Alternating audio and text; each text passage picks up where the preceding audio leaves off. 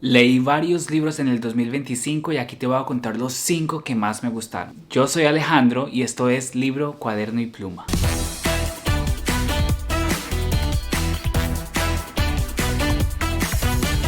Hola, hola y bienvenidos una vez más al canal. Este es el primer video del año 2026 y espero que hayan tenido un buen fin de año y que este 2026 lo estén iniciando con muchísima motivación, con disciplina, con equilibrio, con balance, con todos los proyectos que tengan en mente. Hoy quiero hablarles de algunas de las lecturas que hice en el año 2025. Tuve la fortuna de leer varios libros el año anterior. Los libros me generaron diversas emociones y sensaciones. Tuve mucha felicidad, otros me generaron tristeza, otros me generaron ansiedad, otros me generaron aburrimiento. Traté de que hubiera variedad también en los libros que escogí para leer. Los 2 últimos años aproximadamente he enfocado mucho mis lecturas a autores latinoamericanos, especialmente autores colombianos, porque creo que no me había dado el espacio para explorar a mayor profundidad los autores que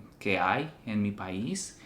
Hay autores, hay escritores maravillosos y pues estaba en esa tarea, pero también he leído autores de muchas otras partes del mundo y me he llevado grandes sorpresas y me han gustado mucho. Y hoy les voy a hablar de los 5 libros que más resonaron, que más se quedaron en mi memoria. Hacer una selección de libros para decir cuáles fueron los que más me gustaron me fue un poco difícil. Creo que cada libro tenía algo que me gustó y decidí que iba a seleccionar los libros basado en la sensación que dejaron ellos en mí y también en lo que significaron para mí en el momento vital en el que los leí. El orden en que voy a mencionar estos libros no es un orden de preferencia, ya que en este video no quiero hacer el papel de juez y no quiero seleccionar libros como si fuera una competencia. En esta lista hay autores de diferentes partes del mundo, no solamente latinoamericanos, porque bien se dice por ahí que en la variedad está el placer. Entonces vamos a empezar. La lectura del primer libro del que les voy a hablar fue motivada por adaptaciones que han sido llevadas al cine recientemente de un libro relacionado con este clásico infantil. Se trata de El maravilloso Mago de Oz. Tengo esta edición en inglés, que es su idioma original y además es hermosísima. Entonces la experiencia de la lectura fue muy linda porque me recordó a esos pop-up books que tú los abres y aparece pues la imagen así como en 3D. Es muy lindo, tiene muchísimas imágenes hermosas. Tiene estas hojas para cubrir las páginas, no se las he quitado del todo, se las dejé. Entonces, por ejemplo, aquí está el tornado y se abre y hay un mapa. Es muy lindo e hizo la experiencia lectora mucho más bonita, mucho más interactiva, inmersiva. Me gustó mucho. Y como les decía, su lectura fue inspirada, motivada después de ver la adaptación de la película de Wicked, que está basada en un libro que está relacionado con el maravilloso Mago de Oz, centrándose principalmente en la historia de 2 de las brujas del Mago de Oz. Y yo dije, yo quiero saber qué es lo que pasa en la historia clásica con Dorothy en Oz. Nunca había leído El Mago de Oz. Yo había visto la película, esa que fue hecha en 1930 y pico, pero no recordaba muchísimos detalles y me gustó mucho el libro, lo disfruté. Este libro nos cuenta la historia de Dorothy, que es una niña arrastrada por un tornado a un mundo fantástico donde emprende un viaje para poder regresar a su casa, acompañada de 3 personajes muy divertidos que están buscando algo de lo que creen que carecen: inteligencia, corazón y valentía. Aunque suele leerse como libro infantil, creo que El maravilloso Mago de Oz es una lectura que puede interpretarse de muchísimas maneras, en la que hay mucho simbolismo y muchísimas lecturas posibles. Leerlo en la adultez fue una experiencia bonita porque me hizo recordar aquellos tiempos en los que leía libros de fantasía y los disfrutaba muchísimo, en pensar en universos distintos con magia, universos posibles en los que hay seres extraordinarios y hay héroes y hay aventuras y bueno, este tipo de libros los disfruté muchísimo durante mi adolescencia. Creo que ahora también, pero en ese entonces los leía con más frecuencia. Y este libro tiene un poco de esas temáticas que yo solía leer. Ahora no leo tanto fantasía porque no he encontrado el libro o libros que realmente me envuelvan y me llamen demasiado la atención. Pero leer El maravilloso Mago de Oz de una u otra forma me permitió volver a ese sentir. Más allá de la fantasía, encontré muchas preguntas acerca de la identidad, de la búsqueda de aquello de lo que creemos carecer, pero que realmente tenemos y no estamos seguros, del deseo de pertenecer. Fue una lectura reconfortante y fue una lectura que me recordó la importancia de leer los clásicos y de volver a ellos. Creo que es un libro al que voy a volver seguramente, no ya, pero sí en un futuro próximo. El segundo libro del que les voy a hablar es de la escritora colombiana Laura Restrepo y su título es Hot Sur. Es un libro que salió hace ya unos años y el año pasado estuve muy interesado en ese libro principalmente por toda la situación migratoria que ha ocurrido últimamente en los Estados Unidos. Esta es una novela intensa, una novela que se centra en la situación migratoria, en la violencia, en la exclusión. La historia se centra en una mujer colombiana que reside en los Estados Unidos y que debido a su situación migratoria vive una vida de hostilidad, de marginalidad y de precariedad. En la historia hay cuestiones de choques culturales, de violencia, de racismo. Y me impresiona cómo Laura Restrepo puede construir un relato crudo, pero que te atrapa y te llama la atención.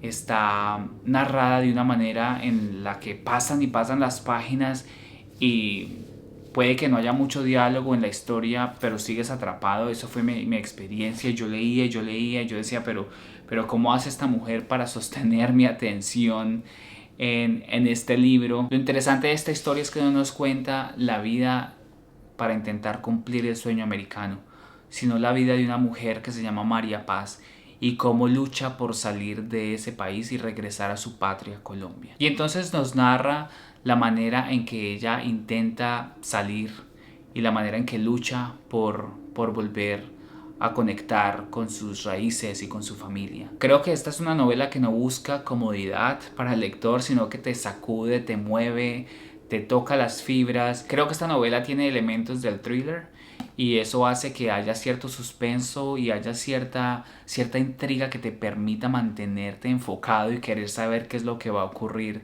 con los personajes de la historia. Realmente es una lectura que recomiendo muchísimo.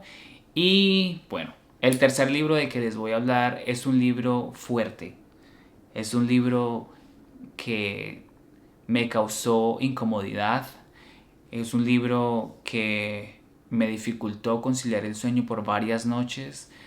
Es un libro que me causó ansiedad.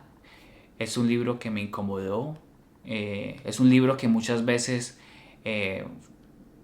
tuve que cerrar, pausar la lectura y continuarla al día siguiente o continuarla más tarde o más adelante en la semana porque sentía que era mucho voltaje para mi corazón y mi mente. Se trata de Voces de Chernóbil, de la escritora bielorrusa Svetlana Alexievich. Este libro es un compendio de entrevistas de personas que sobrevivieron a la catástrofe nuclear ocurrida en Chernóbil en el año de 1986. Svetlana Alexievich es conocida por su obra periodística construida a partir de testimonios reales de personas que vivieron diferentes momentos, situaciones que ocurrieron y que fueron devastadoras. Y en esta ocasión nos encontramos en el libro con niños, enfermeras, madres, padres, abuelos, bomberos, policías, muchísima gente que sobrevivió a esa situación y que aún tiene en su interior aquel trauma generado por ese evento. Como dije hace un rato, mientras lo leía sentía que no podía avanzar con ligereza, que tenía que hacer unas pausas porque había demasiada información y demasiada situación que me estaba generando malestar. Más allá de la catástrofe de Chernóbil como suceso histórico, creo que el libro nos habla del miedo, del trauma, del temor, del sacrificio, del dolor, de aquello que el ser humano hace con lo que es innombrable, con lo que es impensable, con lo que es imposible de transmitir a través de la palabra y de lo que muchas veces es forzado a silenciarse. Creo que es una lectura incómoda pero absolutamente necesaria porque nos muestra además cómo muchas veces el poder en una sociedad hace que los asuntos se tergiversan situaciones y silencian a quienes las viven. Un dato interesante es que Svetlana Alexievich fue ganadora del Premio Nobel de Literatura en el año 2015. Y ahora con este cuarto libro de que les voy a hablar nos vamos a ir hacia Portugal y vamos a encontrarnos con un escritor que también fue ganador del Premio Nobel en el año 1998 y se trata de José Saramago y el libro del que les voy a hablar es Las intermitencias de la muerte. Es un libro que yo tenía mucho interés en leer desde hace mucho tiempo, pero no lo había leído, no me había acercado a Saramago y lo leí y me encantó, lo leí y lo releí y muchas veces leía los capítulos y volvía a releer los capítulos porque me encantaba la forma en que narra, en que cuenta la historia. Es una historia que te atrapa, que te intriga, que te hace cuestionar muchas cosas de las sociedades, de la política, de la vida, de la muerte, de la existencia, de la identidad, de nosotros como especie, como seres humanos y de las otras especies también con las que coexistimos. La premisa de la historia es demasiado interesante, es muy inquietante porque nos plantea la situación de que imaginemos que un día la muerte se levanta y dice: me cansé, ya no quiero trabajar más, nadie se va a volver a morir y la gente se deja de morir. Podríamos pensar que esta situación generaría mucha felicidad,